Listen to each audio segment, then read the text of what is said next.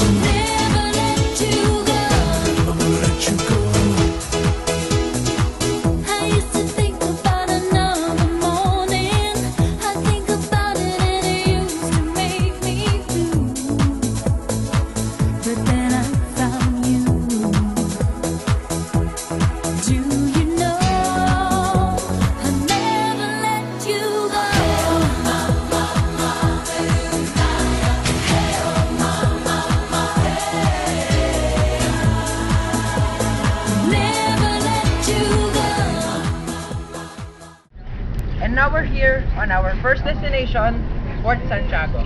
Fort Santiago is a defense fortress built for Spanish conquistador Miguel Lopez de Legazpi. The fort is part of the structures of the walled city of Intramuros in Manila, Philippines. It is named in honor of Spanish patron Saint James, slayer of the Moors, Santiago Matamoros, whose wooden relief decorates the main gate of the fort. This was the site of the Tagalog settlement of Maynilad. The kingdom of Ra Sulaiman, Fort Santiago served as the military headquarters of Spanish, British, American, and Japanese regimes. I'll never let you go.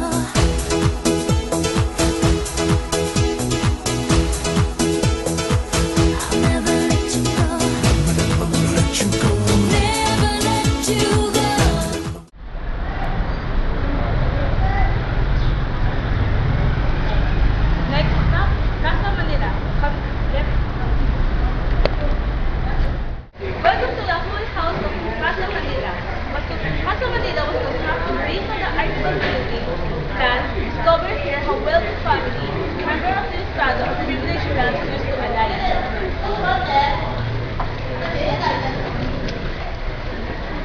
The museum was created the lifestyle during the colonial period through antique furniture, paintings, lighting, pictures, and objects and decorative art. The bases are made, the wooden furniture in Victorian walls are Baroque. The high ceiling and the wide Lara planks for the flooring are Castilian, and the cottage windows, Luversant, were adapted by the Spaniards.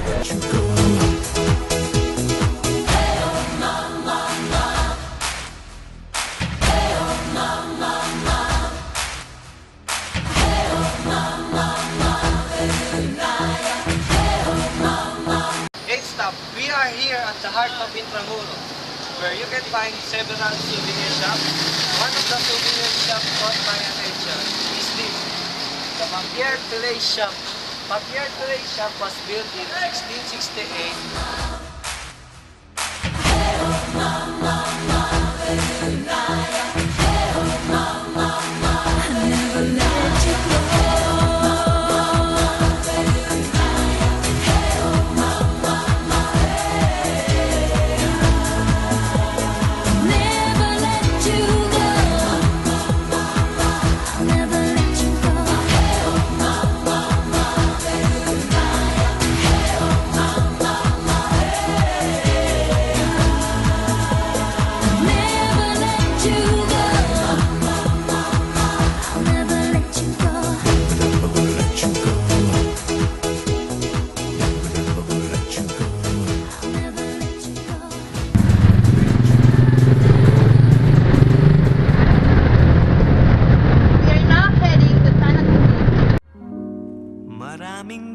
beses na kitang nilayasan, iniwanan at ibang pinuntahan.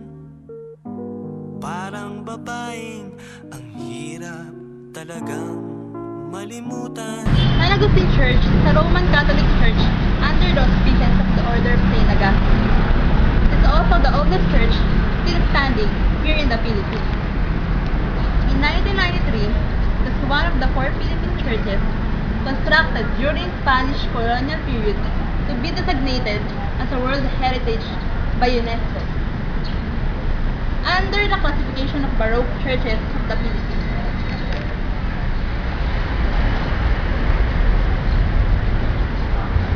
The church contains the tomb of the Spanish conquistadors Miguel Lopez de Legazpi, Juan de Salcedo, and Martin de Goiti, as well as several early Spanish governors and general archbishops. Besides the church is the San Agustin Museum. Ikaw lamang ang aking laging pinabalikan. Next stop, Minor Basilica of the Immaculate Conception or Manila Cathedral. Manila Cathedral was destroyed and rebuilt several times over. The cathedral is the seat of the Roman Catholic Archdiocese of Manila and one of the most important churches in the Philippines. The small city detailing the cathedral vicinity can be found on the one side of the chapel. Masses are offered daily, free but donations are open and welcome. Manila, I keep coming back to Manila. Simply ain't no place like Manila.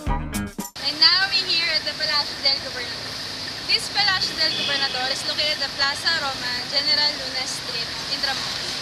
This 8-story office building was erected in the late 1970s on the site of the Spanish Governor General's official residence, which was destroyed in the powerful 1863 earthquake. That also damaged many other structures in Intramuros.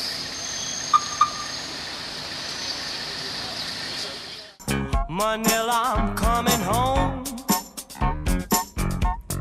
Our ninth stop, Calesa. So, let's go. Hey! By Calesa, first used on the streets of Manila in the 18th century, these horse-drawn carriages can usually be found waiting passengers near Fort Santiago, a nice old-fashioned way to get around Intramuros. So I'm here to ask few questions to the puchero. Sir, I'm the one who's going to decide which way to go, or you have your own itinerary for this trip. Anong sino ba mag-decide? Turista or kayo? Depende rin. Depende rin kung saan ako mag-hotel. So it depends to the passenger. How much it will cost for an hour? 500 per hour. So 500 per hour. Now we know. I walk the streets of San Francisco. I tried the rides in Disneyland. We now here, the next stop, remarkable Wall of Intramuros. Intramuros is completely surrounded by the massive stone walls that gave the district its name, starting from the northwestern end of the fortification and moving anti-clockwise. Here we are. Dated a million girls in Sydney. Somehow I feel like I don't belong. Hinahanap kita Manila. One of the most famous eateries in Intramuros that is serving the best Filipino dishes. Here are some varieties of foods you can choose from.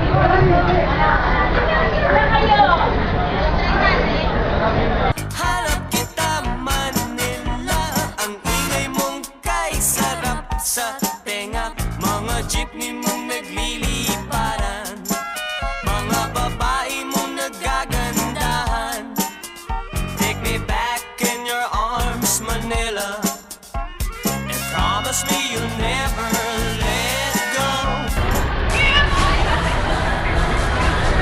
Good